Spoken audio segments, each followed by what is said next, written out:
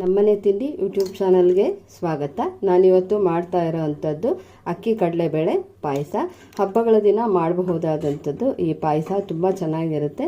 ನಾನಿವತ್ತು ಅಕ್ಷಯ ತದಿಗೆ ವಿಶೇಷವಾಗಿ ಈ ಅಕ್ಕಿ ಕಡಲೆಬೇಳೆ ಪಾಯಸವನ್ನು ಮಾಡಿದ್ದೀನಿ. ಅಕ್ಷಯ ತದಿಗೆ ದಿನ ಅಂದರೆ ಅಕ್ಷಯ ತೃತೀಯ ದಿನ ತದಿಗೆ ಗೌರಿ ಅಥವಾ ಉಯ್ಯಾಲೆ ಗೌರಿ ಪೂಜೆ ಮಾಡ್ತಾರೆ.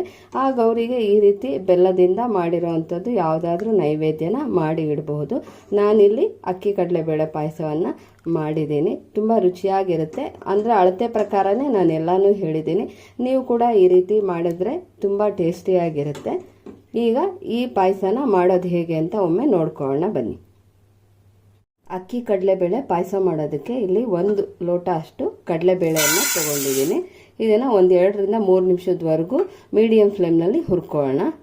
ಬೇಳೆನ ಈ ರೀತಿ ಸ್ವಲ್ಪ ಕೆಂಪಗಾಗೋ ತನಕ ಹುರ್ಕೊಂಡಿದ್ದೀನಿ, ಅಂದರೆ 3 ನಿಮಿಷ ಹುರ್ಕೊಂಡಿದ್ದೀನಿ.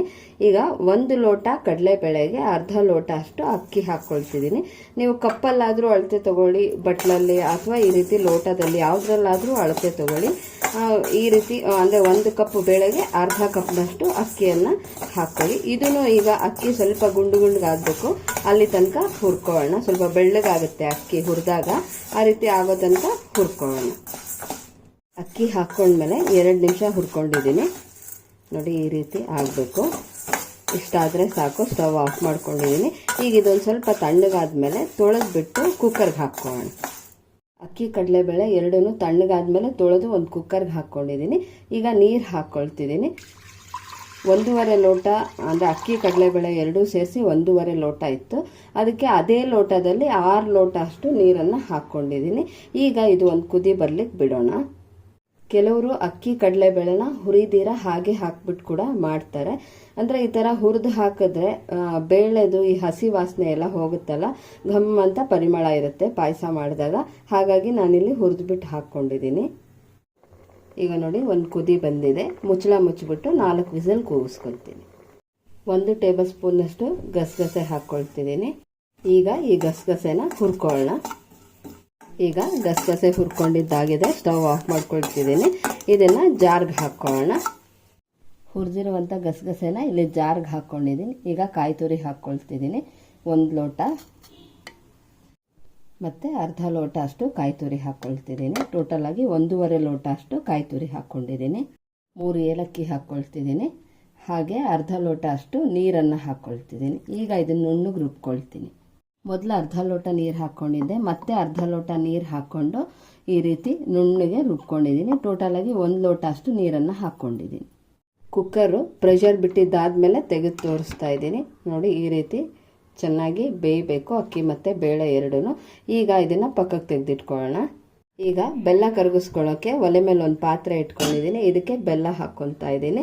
ಈ ಬೆಲ್ಲದ ಪುಡಿ ನಾವು ಬೇಳೆ ಅಳತೆ ಮಾಡ್ಕೊಂಡಿದ್ವಲ್ಲ ಅದೇ ಲೋಟದಲ್ಲಿ 2 ಲೋಟ ಅಷ್ಟು ತೊಗೊಂಡಿದ್ದೀನಿ. ಯಾಕೆಂದರೆ ನಾವು ರುಬ್ಬು ಹಾಕಿ ಎಲ್ಲ ಮಾಡ್ತಿದ್ದೀವಲ್ಲ, ಹಾಗಾಗಿ ಸಿಹಿ ಸಾಲದೆ ಬರುತ್ತೆ. 1.5 ಲೋಟ ಅಂದರೆ 1 ಲೋಟ ಬೇಳೆ ಅರ್ಧ ಲೋಟ ಅಕ್ಕಿಗೆ 2 ಲೋಟ ಅಷ್ಟು ಬೆಲ್ಲ ತೊಗೊಂಡಿದ್ದೀನಿ. ಈಗ 1 ಲೋಟ ಅಷ್ಟು ನೀರನ್ನು ಹಾಕ್ಕೊಂಡು ಬೆಲ್ಲನ ಕರಗಿಸ್ಕೊಳ್ಳೋಣ. ಬೆಲ್ಲ ಕರಗೋಷ್ಟರಲ್ಲಿ ಈ ಕಡೆ ದ್ರಾಕ್ಷಿ ಗೋಡಂಬಿನ ಹುರ್ಕೊಳ್ಳೋಣ. ಈಗ ಒಂದು ಅರ್ಧ ಟೇಬಲ್ ಸ್ಪೂನಷ್ಟು ತುಪ್ಪ ಹಾಕ್ಕೊಳ್ತಿದ್ದೀನಿ. ತುಪ್ಪ ಕರಗಿದೆ. ಈಗ ಮೊದಲಿಗೆ ಗೋಡಂಬಿ ಹಾಕ್ಕೊಳ್ತಿದ್ದೀನಿ, ದ್ರಾಕ್ಷಿ ಹಾಕ್ಕೊಳ್ತಿದ್ದೀನಿ. ದ್ರಾಕ್ಷಿ ಗೋಡಂಬಿ ಎರಡನ್ನೂ ಹುರ್ಕೊಂಡಿದ್ದಾಗಿದೆ. ಈಗ ಇದನ್ನು ಪಕ್ಕಕ್ಕೆ ತೆಗೆದಿಟ್ಕೊಳ್ಳೋಣ. ಈಗ ಬೆಲ್ಲ ಚೆನ್ನಾಗಿ ಕರಗಿದೆ. ಇದನ್ನು ಒಂದು ಬೌಲ್ಗೆ ಸೋದಿಸ್ಕೊಳ್ಳೋಣ.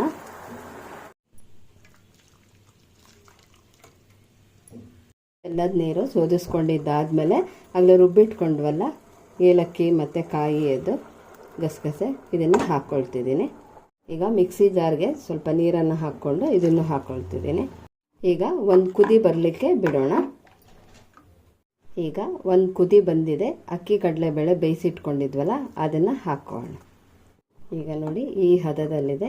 ಈ ಸಮಯದಲ್ಲಿ ನಿಮಗೆ ಯಾವ ರೀತಿ ಬೇಕೋ, ತೆಳ್ಳಗೆ ಬೇಕು ಅಂದರೆ ತೆಳ್ಳಗೆ, ಗಟ್ಟಿಯಾಗಬೇಕು ಅಂದರೆ ಗಟ್ಟಿಯಾಗಿ ನೋಡಿಕೊಂಡು ಮಾಡ್ಕೋಬೋದು.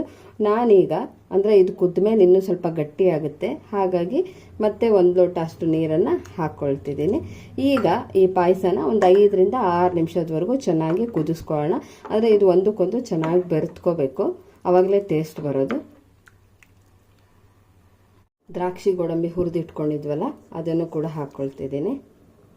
ಈಗ ಇದನ್ನು ಕುದಿಸ್ಕೊಳ್ಳೋಣ. ಈಗ ಪಾಯಸ ರೆಡಿಯಾಗಿದೆ. ಸ್ಟವ್ ಆಫ್ ಮಾಡ್ಕೊಳ್ಳೋಣ. 6 ನಿಮಿಷ ನಾನು ಇದನ್ನು ಕುದಿಲಿಕ್ಕೆ ಬಿಟ್ಟಿದ್ದೆ. ನೋಡಿ ಎಷ್ಟು ಗಟ್ಟಿಯಾಗಿದೆ, ಎಷ್ಟು ಚೆನ್ನಾಗಾಗಿದೆ ಅಂತ ಹೇಳಿ. ಈಗ ಇದನ್ನೊಂದು ಸರ್ವಿಂಗ್ ಬೌಲ್ಗೆ ತೆಕ್ಕೊಳ್ಳೋಣ. ಈಗ ನೋಡಿ ಅಕ್ಕಿ ಕಡಲೆಬೇಳೆ ಪಾಯಸ ರೆಡಿಯಾಗಿದೆ. ಎಲ್ಲ ಅಳತೆ ಪ್ರಕಾರನೇ ತೋರಿಸಿದ್ದೀನಿ. ನೀವು ಕೂಡ ಈ ರೀತಿ ಟ್ರೈ ಮಾಡಿ ನೋಡಿ, ತುಂಬ ಚೆನ್ನಾಗಿ ಬರುತ್ತೆ, ಹಾಗೆ ತುಂಬ ರುಚಿಯಾಗಿ ಕೂಡ ಇರುತ್ತೆ. ಅಕ್ಷಯ ತದಿಗೆ ದಿನ ಈ ರೀತಿ ಮಾಡಿ ನೀವು ಕೂಡ ರುಚಿ ನೋಡಿ ಹೇಗೆ ಬಂತು ಅಂತ ತಿಳಿಸಿ. ಈ ರೆಸಿಪಿ ನಿಮ್ಗೆ ಇಷ್ಟವಾದಲ್ಲಿ ಈ ವಿಡಿಯೋನ ಬೇರೆಯವ್ರಿಗೆ ಕೂಡ ಶೇರ್ ಮಾಡಿ. ಇನ್ನು ಯಾರಾದರೂ ಸಬ್ಸ್ಕ್ರೈಬ್ ಆಗಿಲ್ಲ ಅಂದರೆ ಪ್ಲೀಸ್ ಸಬ್ಸ್ಕ್ರೈಬ್ ಆಗಿ. Thank you.